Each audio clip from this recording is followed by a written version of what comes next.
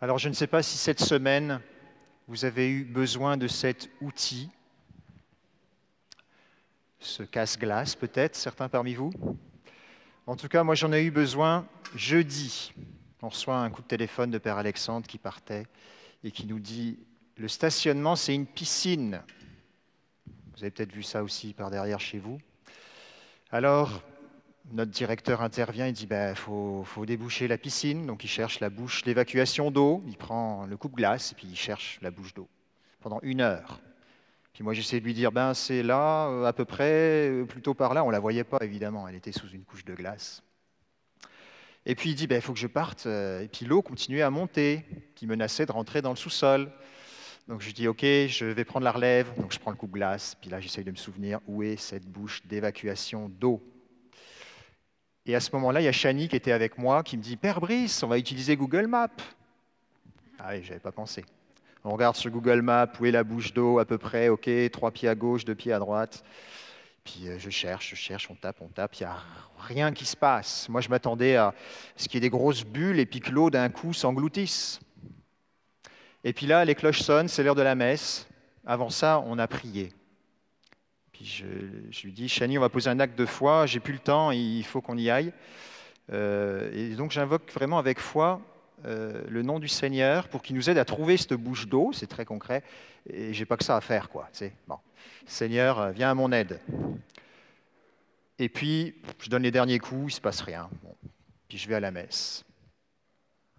À la fin de la messe, je vais quand même voir le stationnement. Et là, je vois que l'eau a descendu. Mais alors, j'avais complètement oublié qu'on avait prié. Et je me dis, mais il faut à tout prix qu'on trouve la bouche d'évacuation d'eau. Et là, je continue à chercher, à taper. Je croise même Père Martin le soir qui me dit, ça fait 3 heures que tu es là. Je lui dis, non, mais j'étais en train de... Et le lendemain, je reviens voir sur le stationnement et je réalise que le lieu où on a prié et où j'ai vraiment tapé les derniers coups, c'est par là que l'eau partait. Et tout le reste, où je vais encore traîner pendant 30 minutes à chercher, je m'éloignais. Je n'allais pas du tout dans le bon sens. Et là, je me suis souvenu que vraiment, on avait posé un acte de foi. Et ça a été pour moi une leçon de me dire, mais le Seigneur, il agit par ma foi. Le Seigneur m'a invité à poser un acte de foi et il a réglé le problème. Moi, je m'attendais à ce que je trouve la bouche d'eau et que tout aille comme je voulais que tout aille, quoi. Je trouve la grille et puis ça sort. Mais le Seigneur a fait autrement. On a tapé un endroit et l'eau a circulé. Et le problème était réglé. Souvent, dans notre vie spirituelle, nous agissons de cette manière-là. Nous nous appuyons tellement sur nos capacités, nos forces, nos œuvres. On a tellement des attentes sur comment notre prière devrait être exaucée. Et moi, concrètement, je savais comment ça devait se passer. Sauf que le Seigneur avait décidé d'agir autrement. Il avait entendu ma prière. Alors cette petite histoire qui est toute simple et que je pense, vous comme moi, nous en vivons des comme ça quotidiennement, eh bien, c'est pour nous replonger dans l'importance, en ce temps de carême, de retrouver le message profond de notre foi. Et nous voulons revisiter ces paroles de saint Paul qui nous dit « Jésus a été livré pour nos fautes et il est ressuscité pour notre justification, pour notre salut. » Et ce salut se démultiplie de tas de manières, mais il suppose notre foi. On va ce soir méditer la lettre de saint Paul que nous vous invitons à lire. Vous avez vu qu'on a changé la deuxième lecture ce soir. On a pris cette lettre aux Romains. Je vous invite à prendre la Bible que vous avez devant vous. On les a mises dans les bancs. On n'en a pas encore assez pour remplir l'église. Alors, n'hésitez pas à venir avec votre Bible ou à prendre la Bible que vous trouverez dans les bancs plus en avant. Et je voudrais commencer par ce chapitre 1, verset 21. La lettre aux Romains, elle se situe juste après les Actes des Apôtres et avant la première lettre aux Corinthiens. Donc c'est la première grande lettre de saint Paul. Pour ceux qui sont un peu plus perdus, c'est autour de la page 357. Dépendant des versions, même si on a la même couleur, on n'a pas tout à fait les mêmes versions. Chapitre 1, verset 21. Que nous dit saint Paul ? Connaissant Dieu, les hommes ne lui ont rendu ni la gloire, ni l'action de grâce qui reviennent à Dieu. Connaissant Dieu, les hommes ne lui ont rendu ni la gloire, ni l'action de grâce qui reviennent à Dieu. Nous avons ici une très belle définition de ce qu'est, dans un langage plus théologique, le péché originel. Mais c'est dit avec d'autres mots. C'est ce positionnement de l'homme qui ne rend plus gloire et action de grâce à Dieu. Et ce péché, il nous a atteints, il nous a blessés nous aussi. On s'est retrouvés dans cette situation. Et parfois encore, même si nous avons été justifiés par le baptême, nous nous repositionnons dans cette situation. Nous voulons gérer notre vie nous-mêmes. Alors que Dieu nous a créés pour être ce débordement d'amour, notre être même est destiné à recevoir, à être réceptacle de l'abondant, du surabondant amour de Dieu. Nous sommes créés par surabondance. Dieu n'avait pas besoin d'une créature pour se courber devant lui. Il n'avait pas besoin d'une création quelconque pour augmenter je ne sais quelle gloire. Il avait besoin de rien. C'est par surabondance d'amour qu'il nous a créés. Et notre identité profonde, c'est d'être ces réceptacles d'amour. Et recevant son amour, de rendre gloire et action de grâce. Mais par le péché d'Adam et Ève, on s'est positionné autrement. On s'est positionné de manière, non, je vais faire ma vie autrement, sans toi, ou en tout cas pas tout le temps avec toi. C'est le péché originel qui nous blesse tous, qui est en fait même la racine même de tout péché. Avant d'être un problème de morale, c'est un problème de positionnement. Nous nous situons par rapport à Dieu de manière fausse. Alors ça, c'est d'où nous venons. Qu'est-ce que ça a comme conséquence de notre vie ? On peut lire juste après, toujours au verset 21, la suite du verset. Au contraire, ils se sont fourvoyés dans leur vain raisonnement et leur cœur insensé est devenu la proie des ténèbres. Ils se sont fourvoyés, raisonnement vain, leur inintelligence, leur cœur insensé les conduit à la ténèbre. Moi, je me vois en train de taper la glace, là, bêtement, inutilement. Tu sais. C'est pas un péché, là, mais c'est plate. En fait, on voit que lorsque nous ne sommes pas dans cette dépendance profonde d'amour, nous nous égarons jusqu'à goûter aux ténèbres. C'est fort quand même, les ténèbres. Si on va lire un tout petit peu plus loin, chapitre 3, verset 23, dans la lecture que nous venons d'entendre à l'instant, chapitre 3, on va un tout petit peu plus loin, verset 23. C'est la conséquence de ce positionnement. Tous ont péché, sont privés de la gloire de Dieu. Tous ont péché, sont privés de la gloire de Dieu. Ce positionnement nous a privés de la gloire de Dieu. Nous nous sommes privés de la gloire de Dieu. C'est la conséquence de notre positionnement. On s'est coupé de ce bain d'amour, de ce torrent d'amour dont il voulait sans cesse nous arroser. On s'est coupé de cette grâce. C'est nous-mêmes.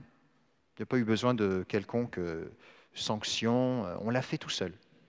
Tout seul.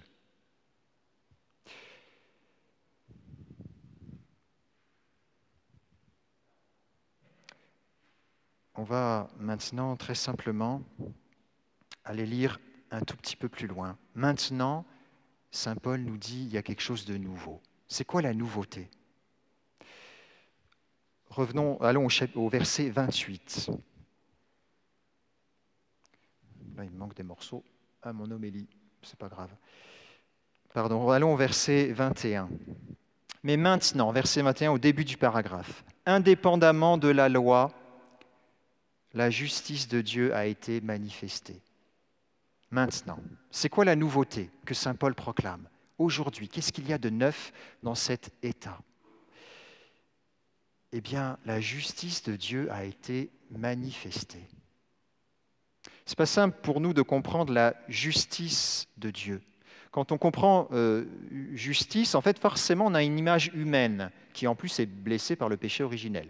On pense à sanction, punition. Justice égale punition pour nous. Mais allons voir ce que saint Paul nous dit. La justice de Dieu a été manifestée. Elle s'est rendue visible. Il va même dire plus loin, elle a été exposée, cette justice de Dieu. La loi et les prophètes lui rendent témoignage. Tiens, ça nous fait penser à l'évangile de ce soir. La loi et les prophètes rendent témoignage à qui? Moïse et Élie rendent témoignage à qui ce soir? À Jésus. Ok, Jésus, justice de Dieu, il y a un lien à faire. C'est la justice de Dieu, verset 22. C'est la justice de Dieu par la foi en Jésus-Christ pour tous ceux qui croient. On a une définition de la justice. C'est la justice de Dieu par la foi en Jésus-Christ pour tous ceux qui croient. La justice de Dieu s'exprime en Jésus-Christ. On va continuer un peu plus loin au verset 24. Donc tous ont péché, sont privés de la gloire de Dieu, mais sont gratuitement justifiés par sa grâce en vertu de la délivrance accomplie en Jésus-Christ. C'est lui que Dieu a destiné à servir d'expiation par son sang, par le moyen de la foi, pour montrer ce qu'était la justice, pour montrer ce qu'était la justice. Saint Paul insiste, il s'agit de montrer. Au verset 26, il continue, « Il montre donc, Dieu, sa justice dans le temps présent. » Frères et sœurs, la justice de Dieu, c'est le moyen que Dieu utilise pour nous rendre justes, pour nous rétablir dans ce lien de dépendance, d'accueil de son amour surabondant pour lequel nous sommes créés. Et ce moyen-là, c'est Jésus qui a offert comme expiation son sang sur la croix. Voilà la bonne nouvelle. Dieu a montré sa justice en Jésus. Si nous avons du mal avec le mot justice de Dieu, contemplons la croix. Contemplons Jésus sur la croix. Car il est cette offrande d'expiation, ce sacrifice pour nous rétablir dans ce lien d'amour avec le Père, par son sang. Et là, ça nous rappelle qu'on n'a pas face à nous un Dieu punisseur, condamneur, juge. Il vient répandre sa tendresse encore plus surabondante. C'est ça la nouveauté. C'est ça la nouveauté.